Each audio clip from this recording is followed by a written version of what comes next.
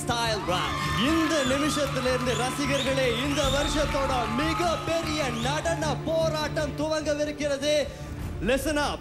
இதோ the dance battle begins, ladies and gentlemen. முதல் களத்தின் முதல் போட்டியாளர்கள் கிரேட்டா.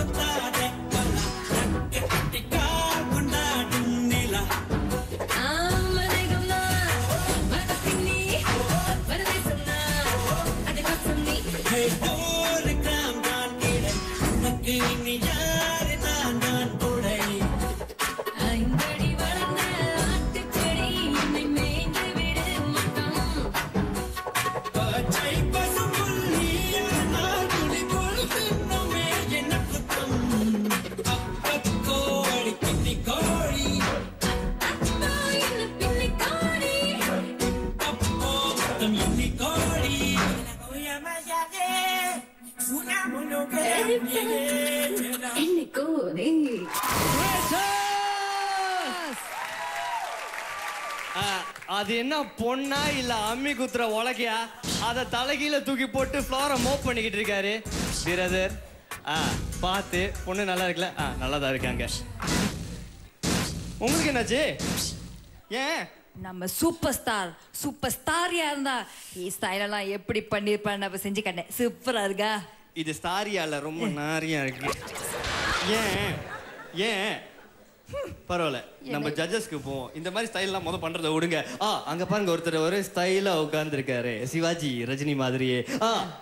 வெங்கா சார், நீங்க தான் ஒரே இன்டென்ஸா பாத்துக்கிட்டு இருக்கீங்க.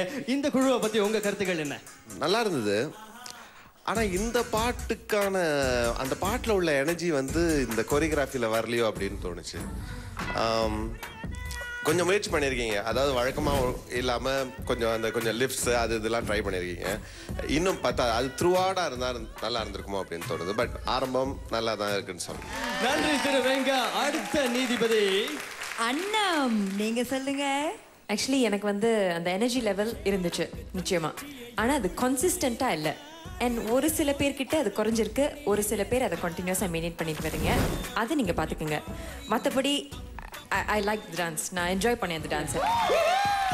நன்றி கிரேட்டா.